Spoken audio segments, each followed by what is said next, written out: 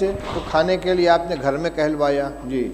فبعث إلى نسائه فقلن ما معنا إلا الماء نو گھر تھے، 9 گھر کے اندر سوائے پانی کے کچھ نہیں تھا. جی. فقال رسول الله صلى الله عليه وسلم من يضم أو يضيف هذا. ایک بات درمیان میں عرض کر دوں، مولانا سعد صاحب نے بھوپال میں تقریر کی ہے کہ دعوت اور تعلیم دونوں سنت کے راستے سے ہٹ گئے ہیں، اور مثال اور دعویٰ کیا کیا ہے کہ صحابہ کرام رضی اللہ تعالیٰ عنہ خود رسول اللہ صلی اللہ علیہ وسلم کے گھر کا انتظام کرتے تھے. یعنی طالب علم کی یہ ذمہ داری ہے کہ وہ استاد کی کفالت کرے. کہتے ہیں کہ صحابہ جنگل جاتے تھے، لکڑیاں کاٹ کے لاتے تھے، اس کو جلانے کے قابل بنا کر فروخت کرتے تھے، اور رسول اللہ صلی اللہ علیہ وسلم کے 9 گھروں کے اندر تازہ بکری کا گوشت روزانہ پہنچاتے تھے. یہ ہے یعنی بحیثیت استاذ کے کہ یہ شاگرد تھے اور استاذ کے گھر میں تازہ روزانہ بکری کا گوشت پہنچاتے تھے. اور ہم جو روایت پڑھ رہے ہیں اس میں کیا مل رہا ہے؟ اس میں یہ حضرت عائشہ رضی اللہ عنہ فرماتی ہیں کہ ایک چاند نکلتا تھا، دوسرا چاند نکلتا تھا اور تیسرا چاند نکلتا تھا، اور رسول اللہ صلی اللہ علیہ وسلم گھروں میں آگ نہیں جلتی تھی. اور یہاں آ رہا ہے کہ 9 گھروں میں حضور صلی اللہ علیہ وسلم نے آدمی بھیجا ہے، اور سب جگہ سے جواب کیا آ رہا ہے؟ ما معنا الا الماء، ہمارے پاس پانی کے علاوہ کچھ نہیں ہے. یہ کیا حدیث کی تحریف نہیں ہے؟ یہ ازواج مطہرات کے بارے میں جو بات کہی جا رہی ہے صحابہ کے بارے میں کہ روزانہ ان کے یہاں بکری کا تازہ گوشت صحابہ کرام پہنچاتے تھے، اور آج طلبہ کو کھانا مطبخ سے دیا جا رہا ہے اور اساتذہ کو تنخواہ دی جا رہی ہے، لہذا تعلیم سنت کے راستے سے ہٹ گئی ہے. یہ کیا مذاق ہو رہا ہے؟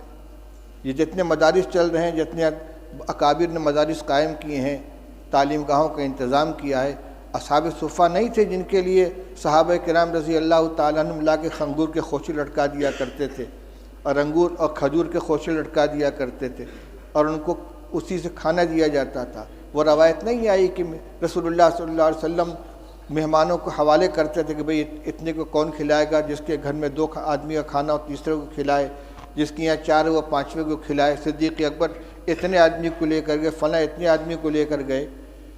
اور حضور صلی اللہ علیہ وسلم کے ساتھ جو تعلق تھا صحابہ کرام کا، وہ صرف استادی و شاگردی کا تھا کہ اس کو اور صحابہ کرام رضی اللہ تعالیٰ عنہ خود پیٹ پر پتھر باندھتے تھے، رسول اللہ صلی اللہ علیہ وسلم بھی پیٹ پر پتھر باندھتے تھے، 2 باندھتے تھے. لہذا یہ کبھی اتفاق سے کوئی جزیہ پیش آ جائے اس کو دائمی معمول بنا کر پیش کرنا، یہ تحریف ہے کہ سنت کے راستے سے مدارس ہٹ گئے ہیں. نہ دعوت سنت کے راستے پر بچی، نہ تعلیم سنت کے راستے پر بچی ہے. کس قدر خطرناک چیز کا مطلب یہ کہ عوام کو یہ سمجھا دو کہ مدرسے جو ہے سنت کے خلاف چلے جا رہے ہیں، لہذا عوام کا رشتہ مدارس سے بھی کٹ جائے اور علماء سے بھی کٹ جائے. یہ انتہائی خطرناک رجحان ہے، جو اس کا مطلب یہ کہ سب کو باطل تنظیموں کے حوالے کر دیا جائے. ان کو نہ مدرسوں سے تعلق رہے گا عوام کا، نہ علماء سے تعلق رہے گا، پھر بھیڑیا آئے گا اچک کے لے جائے گا ان کو. اس پہ مجھے یہ یاد آیا کہ صحابہ حضور صلی اللہ علیہ وسلم نے ایک مہمان کے لیے گھروں کے اندر کہلوایا ہے، تو سب جگہ سے یہی شکایت آ رہی ہے. حضرت انس رضی اللہ تعالیٰ عنہ کی روایت پڑھ چکے ہو کہ بدبودار جس میں مہک پیدا ہو گئی تھی، ایسی چربی لے کر حضور کی خدمت میں پہنچے ہدیہ کے طور پر، اور کہتے ہیں کہ رسول اللہ صلی اللہ علیہ وسلم کی 9 ازواج مطہرات تھیں اور کسی گھر میں کھانے کو نہیں رہتا تھا. آپ نے وفات کے وقت 30 سا جو یہودی سے ادھار لیا ہے، اپنی ذرا اس کے پاس آپ نے رکھی ہے.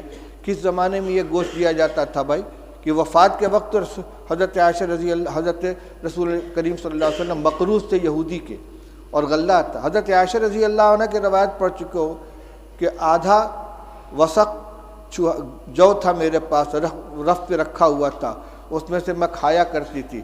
ایک دفعہ تول دیا تو سب ختم ہو گیا. یہ جو کو کھایا جا رہا ہے پکا پکا کے، اور یہ تازہ گوشت روزانہ پہنچا رہے ہیں. افسوس ہوتا ہے اس طرح کی حرکتوں کے اوپر. چلو پڑھو روایت. فقال رجل من